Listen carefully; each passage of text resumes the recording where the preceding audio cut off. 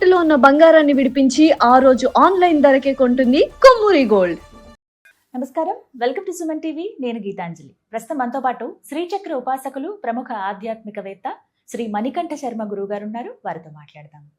నమస్కారం గురుగారు. పరమేశ్వర అర్పణమస్తు. ఎంత సంపాదించినా చేతిలో చిల్లి గవ్వ నిలవట్లేదు. నెల 5వ తారీఖు 10వ తారీఖు జీతాలు వస్తున్నాయి. 15, 16 తారీఖల్లా అయిపోతున్నాయి. ఏమన్నా ఖర్చు ఉంది అని అంటే కనుక ఖచ్చితంగా అప్పు తీసుకురావాల్సిందే. ఆ అప్పులు తీర్చడానికి మళ్ళీ అప్పులు చేయాల్సి వస్తుంది. ఈ ఆర్థిక ఇబ్బందులు ఇంకా ఎన్నాళ్ళు భరించలేకపోతున్నాం, ఏదన్నా మార్గం ఉందా ఆధ్యాత్మికంగా కావచ్చు అని అడుగుతున్నారు చాలామంది. ప్రశ్న ఇది. ఎంతోమంది ఎదుర్కొంటున్న వాళ్ళే. ఇక అంటే పేదలైతే ఇంక చెప్పక్కర్లేదు. మధ్యతరగతి వాళ్ళకు కూడా ఈ రోజుల్లో పెరుగుతున్న ఖర్చులు చూస్తే అదే అనిపిస్తోంది. అన్ని ఈఎంఐల మీద తీసుకోవటం, అవి తీర్చలేక ఇబ్బంది పడ్డాం. ఎందుకంటే మళ్ళీ జాబులు కూడా ఖచ్చితంగా ఉంటాయా లేదా కూడా తెలియని పరిస్థితి, దేనికి గ్యారంటీ లేకుండా పోయింది. మరి ఇలాంటి టైంలో ఎలా అండి? మాకు దైవమే పరిష్కారం చూపించాలనే వాళ్ళు ఉంటారు. మరి ఆ పరిష్కార మార్గం తెలియచేస్తారా? భగవంతుడు కానీ, అదేవిధంగా మీరు చదువుకున్న స్కూల్స్లో కానీ, మాలాంటి జ్యోతిష పండితులు కానీ, మేము ముగ్గురుము కూడా దారి చూపించే వాళ్ళం మాత్రమే. మీరు చదువుకున్న తర్వాత గవర్నమెంట్ ఉద్యోగం నీకు వస్తుంది అంటారు, సర్టిఫికేట్ మీద రాసివ్వరు, ఓన్లీ సర్టిఫికేట్ ఇస్తారు. భగవంతుడు కూడా దారి చూపిస్తాడు. మనం ఏం అడుగుతామంటే, నాకు BMW కొనుక్కోవడానికి డబ్బులు కావాలి, నాకు ధనం కావాలి, నాకు ఈ ₹1,00,000 కావాలి అంటావే కానీ అటు ఆ లక్ష రావడానికి మార్గం అడగవుగా. ముందు మార్గం అడుగు, ఆటోమేటిక్గా అమ్మవారి వెనకాలే వస్తుంది. అర్థమైందండి? మీ పిల్లాడు సైకిల్ అడుగుతాడు, ముందు తొక్కడం నువ్వు నేర్పుతావు. ఆడు అడిగాడు కాబట్టి ముందు మార్గం అడగండి. ఇప్పుడు అప్పులు పెరుగుతున్నాయి, ఏ విధంగా తగ్గించుకోవాలి అనే దాని గురించి మొదలెడతాం. అప్పులు పెరగడానికండి జాతకంలో దోషాలు ఉండటం వల్ల అప్పులు విపరీతంగా పెరిగే అవకాశాలు కలుగుతాయి. ఒకటి, ఎందుకు జాతకంలోనే వల్ల పెరుగుతాయి గురుగారు అంటే, ఆలోచన వ్యక్తానికి బుధుడు, అదేవిధంగా ఆర్థిక వ్యవస్థకు సంబంధించినటువంటి శుక్రుడు, ఈ 2 వ్యవస్థల్లో కూడా కొంచెం ఇబ్బందులు కలిగిస్తూ నడుస్తూ ఉంటాయి. కోరికను అదుపు చేసుకుంటే డబ్బులు తగ్గుతాయండి. అర్థమైందండి? ఇప్పుడు ఏమవుతుందంటే, ఒక షాప్కి వెళ్ళి మనం వస్తువు కొందాం అనుకుంటాం, అదే ₹500 ప్రైస్ ఉంటుంది. ఇప్పుడు వద్దులే తర్వాత కొనుక్కుందాం అనుకుని వచ్చేస్తాం. మళ్ళీ మీరు ఇంటికి వచ్చిన తర్వాత అలా ఫోన్ తీసేసరికి ఫ్లిప్కార్ట్లో అదే వస్తువు ఏం చేస్తాడంటే, 2 వస్తువులు ₹800 పెడతాడు. మేమేం చేస్తాం, 500 ఒక వస్తువు, ఇదైతే 2 వస్తువులు వస్తున్నాయి 800 అంటే 300, 200 సేవ్ అవుతున్నాం. మనం అనుకుని 2 వస్తువులు కొంటాం. నీకు 2 వస్తువులు అవసరం లేదు, ఒక వస్తువే కావాలి నీకు, కానీ నువ్వు కొనేది 2 వస్తువులు. అవండి ₹800 అయింది. ఆడు మళ్ళీ ట్యాక్స్ అంటాడు, GST అంటాడు, మొత్తం మీద అలా కలుపుకొని దగ్గర ₹878 దగ్గర అవుతుంది. నువ్వు అదే ₹500 కొనుక్కుని ఆగిపోతే నీ ఇంట్లో ఒక వస్తువు ఉంటుంది, ₹842, ₹340 సేవింగ్లో ఉంటావు. ఈ ఆలోచన ఎక్కడిది? నీ మనసులో నీ ఆలోచన నువ్వు కంట్రోల్ చేయాలి. అందుకే ఏం చెప్తామంటే, మీరు ఎప్పుడైనా సరే ఈశ్వరుడి యొక్క ప్రతిమ చూస్తే ఈశ్వరుడి యొక్క ఎడమ చేతిలో లేడి ఉంటుంది. చంద్రుడు మనసుకు సంబంధించేవాడు, కంట్రోల్ చేయడానికి. నా మనసు లేడీలో అటు ఇటు పెరిగి చిరాకుల మీద తిరుగుతుంది, ఈశ్వర వాటిని అదుపు పట్టుకోవయ్యా అని చెప్పడానికి ప్రతీకగా ఈశ్వరుడు ఎడమ చేతిలో లేడి ఉంటుంది. ఉత్సవమూర్తుల్లో ఈశ్వరుడు యొక్క ఉత్సవమూర్తులు ఏ దేవాలయంలో లేడు ఉంటుంది. అర్థమైందండి? ఇది కారణం. ముందు మనం మన యొక్క స్థితిని మార్చుకొని మన ఆలోచన విధానాన్ని మార్చుకోవాలంటే నీ జాతకంలో చంద్రుడిని, అదేవిధంగా బుధుడిని, శుక్రుని, ఈ 3 స్థానాలను ఆచరించుకోవాలి. రెండవది, అప్పు తెచ్చుకున్నారు, తీరుతోంది, కానీ చిట్ట చివరికి వచ్చేసరికి వేరే అప్పు చేసి దీన్ని తీయాల్సి వస్తుంది. దీని గురించి ఏంటంటే, కొన్ని దేవతామూర్తి విగ్రహాలు మనం ఆరాధన చేసేదాన్ని బట్టి ఆధారపడి ఉంటాయి. ఇప్పుడు దీపావళి మొన్న వెళ్ళింది, దీపావళికి లక్ష్మీ గణపతి పూజ చేశారు కదా అందరూ. ఎలా చేశారు? లక్ష్మీదేవి, గణపతి ఇద్దరిని పక్కన పెట్టారు. దీన్ని లక్ష్మీ గణపతి అన్నారు. అది లక్ష్మీ గణపతి కాదు, అసలు కానే కాదు. లక్ష్మీదేవి గణపతి ఒళ్ళో కూర్చుని ఉండాలి, అది లక్ష్మీ గణపతి. లక్ష్మీదేవి పూజ చేశారు కదా మన వరలక్ష్మి వ్రతాల్లో. ఏం చేశారు? ఓ లక్ష్మీదేవి అమ్మవారిని తెచ్చుకున్నారు, చక్కగా ఒక కలశం పెట్టుకున్నారు, మీ బంగారు ఆభరణాలు పెట్టుకున్నారు. లక్ష్మీదేవి వాహనంగా ఉన్నట్టు గొడ్లగోప ఎక్కడుంది? గొడ్లగోప ఆరాధన కానీ, లేదా ముసలి మీద లక్ష్మీదేవి కూర్చున్న విగ్రహం కానీ ఉంటే మీకు లక్ష్మీ కలిసి వస్తుంది. ఆ విగ్రహాలు ఉంటేనే ఎందుకు వస్తుంది గురుగారు అని అంటే, మన ఆలోచన విధానం మారుతుంది, నారాయణ కటాక్షం కలుగుతుంది. ముసలి మీద లక్ష్మీదేవి అమ్మవారు కూర్చుంటుంది. ఈ ప్రక్రియ మీకు ఎక్కడ కనబడుతుంది అంటే కాశీలో ఒకటి కనబడుతుంది. కాశీలో విగ్రహాలు అమ్మే చోట మొసలి మీద అమ్మవారు కూర్చున్నది. ఇదే విధంగా ఈ మధ్యకాలంలో చాలా వరకు పూజా స్థలాల్లో కూడా గొడ్లగోప మీద అమ్మవారు కూర్చుంది. ఆ ప్రతిమలు గొడ్లగోప ఒకటి పెట్టుకోకూడదు. గొడ్లగోప పక్కన అమ్మవారు కూర్చుని ఉంటుంది. ఇలా ఉన్నటువంటి లక్ష్మీదేవిని ఆరాధన చేయడం వల్ల మనం తెచ్చిన అప్పు తీరుతూ ఇంకొక అప్పు చేయకుండా అవకాశం ఉంటుంది. ఇది లెక్క. ఇప్పుడు ఏం చేస్తారంటే 1 లక్ష రూపాయలు అప్పు తెచ్చాడు.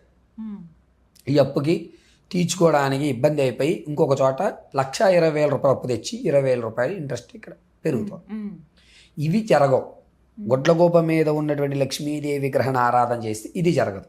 ఈ 1,00,000 రూపాయలని తీర్చే మార్గం దొరుకుతుంది, ఖచ్చితంగా దొరుకుతుంది. ఏ విధంగా చేయాలి? చేసే విధానం ఏమిటి? లక్ష్మీదేవిని తెచ్చుకుని ఏం చేసేసేయాలి అంటే, నువ్వేదో భూమి అనక్కర్లా. ఓం శ్రీం హ్రీం క్లీం కమలే కమలాలయే ప్రసీద ప్రసీద శ్రీం హ్రీం శ్రీం శ్రీ మహాలక్ష్మి నమో నమః అని చెప్పేది. ఇలా చెప్పుకోండి. లేదు ఇంత పెద్ద పదాలు నేను చదవలేడు గురువుగారు అంటారా, మహాలక్ష్మీదేవి నమో నమః అనుకుంటూ ఒక 108 తెల్ల గురువింద గింజలు దొరుకుతాయి. 108 గురువింద గింజలు ఒక డబ్బాలో పెట్టండి. ఒక్కొక్కటి తీయండి. అమ్మవారి ముందు చిన్న పాత్ర పెట్టండి. శ్రీ మహాలక్ష్మీ నమః మహాలక్ష్మీ నమః. గురువింద గింజలు జపమాల తిప్పుతానంటే కుదరదు. అలాగని చెప్పి కమల గింజలతో చేస్తానన్నా కుదరదు. తామర గింజలు కూడా కుదరదు. కేవలము తెల్ల గురువింద గింజలతో మాత్రమే అన్నాడు. దీనివల్ల ఏమవుతుందంటే మనకి వచ్చేటువంటి, అంటే మనం అప్పు తీరుస్తున్నప్పుడు మీకేవయ్యా అన్ని అప్పులు తీర్చేస్తున్నావు అని ఏడ్చేవాళ్ళు ఉండరు. ఇది కూడా అర్థం చేసుకోవాలి. ముందు మనం పాజిటివ్కి వెళ్ళేటప్పుడు మనకు ఉన్నటువంటి నెగిటివ్ని పట్టించుకోకూడదు. ఈ పట్టించుకోకుండా ఆలోచిస్తాం. మనం ఒక స్టార్టప్ కంపెనీ చేద్దాం అనుకున్నాం కదా, వర్కౌట్ అవుద్దా, నువ్వు ఎక్కడ చేయగలుగుతావా లేరా, ఎంత అవుతుందో తెలుసా నీకు అది. ఇటువంటి మాటలు వినకూడదు. చెవిటి కప్ప బావిలోంచి దూకింది అన్నట్టుగా మాటలు వినకూడదు. నువ్వు చేసేది ఇప్పుడు చేసుకోవాలి. ఇప్పుడు పడితే అప్పుడు చేయకూడదు. లక్ష్మీదేవి పూజ, లక్ష్మీదేవి పూజ చేయడానికి ఎదురుగుండా నేతి దీపారాధన చేసి సాయంత్రం వేళ 9 to 10:30 లోపు చేసుకోవాలి. 9 to 10:30 ఎర్రటి వస్త్రం పెట్టుకుని చక్కగా అట్లా వేస్తూ మీరు మహాలక్ష్మి నమః అంటే వేసుకుంటూ ప్రతిరోజు ఉదయం సాయంత్రం కనకదార స్తోత్రాన్ని ఇంట్లో పెట్టండి. పాజిటివ్గా టైమింగ్ మీ ఇష్టం, కానీ ఉదయం సాయంత్రం కనకదార స్తోత్రం ఖచ్చితంగా పెట్టాలి. పెట్టిన తర్వాత ఉసిరికాయ ఇప్పుడు వస్తాయి కదా, పెద్ద ఉసిరికాయలు, రాతి ఉసిరికాయలు కాదు, చిన్న ఉసిరికాయలు, వాటి నైవేద్యం పెట్టాలి. అందులో కూడా తేనె వేసి నైవేద్యం పెట్టి దాన్ని స్వీకరించాలి. ఉదయం పెట్టింది మధ్యాహ్నం కానీ లేదా సాయంత్రం కానీ స్వీకరించాలి. ఇంటి ముందు ముగ్గు వేసి చాలామంది వాటిలో పువ్వు రేకులు వేస్తారు. పువ్వు రేకులు వేయకండి, కాస్త పసుపు కొంచెం వేయండి అంతే. పువ్వు రేకులు వేయకండి. ఇలా చేసుకోండి, ఖచ్చితంగా అమ్మవారి అనుగ్రహం కలుగుతుంది. ఎన్ని రోజులు చేయాలి? మ్యాక్సిమం అయితే నేనైతే 11 రోజులు చెప్తానండి. అంటే మనకు ఒక పాజిటివ్ వైబ్రేషన్ వస్తుంది. ఆ పాజిటివ్ వైబ్రేషన్ వచ్చింది కదా అని చెప్పి వదిలేయకూడదు, దాన్ని కంటిన్యూ చేసుకోండి. వైబ్రేషన్ పాజిటివ్గా వచ్చింది అనడానికి సాంకేతం కూడా చెప్తాను. మీరు ఖచ్చితంగా అమ్మవారి మీద ధ్యాస ఉంచి లక్ష్మీదేవి నా ఇంట్లో స్థిరంగా ఉండిపోవాలనుకున్నావు ఉండదు. అది చెప్తున్నాను, క్లియర్గా చెప్తున్నాను. ఎందుకంటే చాలామంది దగ్గరకు చదివి అడుగుతారండి, గురుగారు మీరు ఏం చేసినా సరే అండి లక్ష్మీదేవి మా ఇంట్లో స్థిరంగా ఉండిపోవాలండి అని ఒక ఆయన చదువుతాడు. ఈలో ఇంకొక ఆయన చదివి అడుగుతాడు. ఒకే వ్యక్తి 2 ఇద్దరిలో ఎలా స్థిరంగా ఉంటుంది? నా కొడుకు ఉన్నాడు, నా కొడుకుని మీ ఇంటికి పంపించి స్థిరంగా ఉంచేసుకోండి అంటారా?